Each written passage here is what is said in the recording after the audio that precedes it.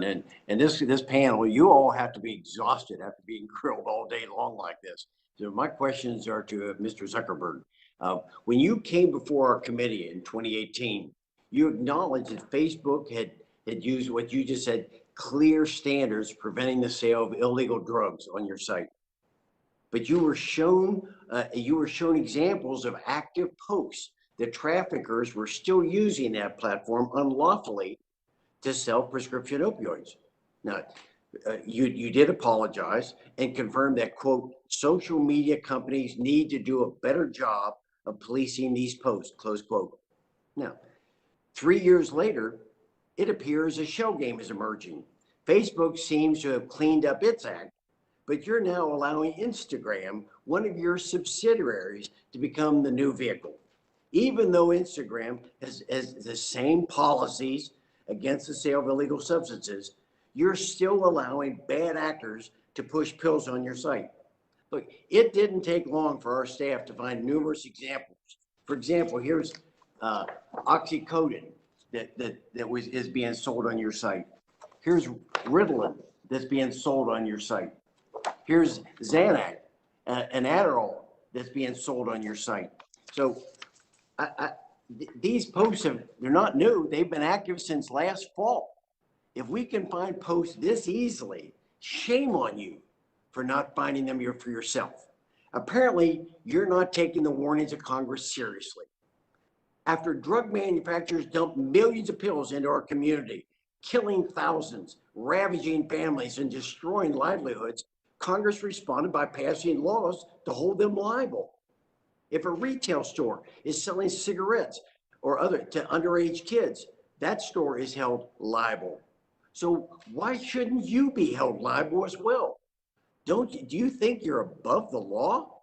You're knowingly allowing this poison to be sold on your platform into our communities, to our children, to our vulnerable adults. Look, I've read Scott Galloway's book, The Four. I encourage all the members on this committee to read it as well. It's a perfect depiction of the arrogance of big tech companies like Facebook, Google, Apple, and Amazon. He develops a very compelling argument as to why big tech companies should be broken into smaller companies, much like that occurred in AT&T in 1984. Maybe it's time for Congress to have an adult conversation about this loss of liability protection and the need to reform our antitrust laws. I don't think Congress wants to tell you how to run your company, but maybe it should. So, Mr. Zuckerberg, let me close with this one question. And so don't you think you'd find a way to stop these illegal sales on your platforms if you were held personally liable?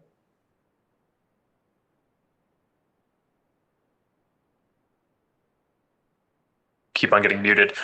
Congressman, we don't want any of this content on our platforms. And I agree with you that this is a huge issue. We've devoted a lot of resources and have built systems that are largely quite effective at finding and removing the content. But I just think that what we all need to understand is that at the scale that these communities operate, where people are sharing millions or in messages billions of things a day, it is inevitable that we will not find everything. Just like a police force in a city will not stop every single crime. So I think that we should ask you the question very directly, Mark. I did it. Should you not be held liable when people are dying because your people are allowing these sales to take place? We did it with manufacturers. We do it to the stores. Why aren't we doing it to the salesman that allows this to take place? Well, Congressman, I don't think we're allowing this to take place. We're building systems that take the vast majority of this content off our systems. And what I'm saying, this for 3 years, Mark. We've been doing 3 years. This has been going on, and you said you were going to take care of it last time. But all you do is switch from Facebook over to Instagram. They're still doing it now, and you're saying we need to do more. Well, how many more families are going to die? How many more children are going to be addicted while you still study the problem? I think you need to be held liable. Congressman, we're not sitting and studying the problem. We're building effective systems that work across both Facebook and Instagram. But what I'm saying is that I don't think that we can expect that any platform will find every instance of harmful content. I think we should hold the platforms to be responsible for building generally effective systems at moderating these kinds of content. Gentlemen's time is Go back for expired. time. I'm not going to get an answer, Mike. Thank you.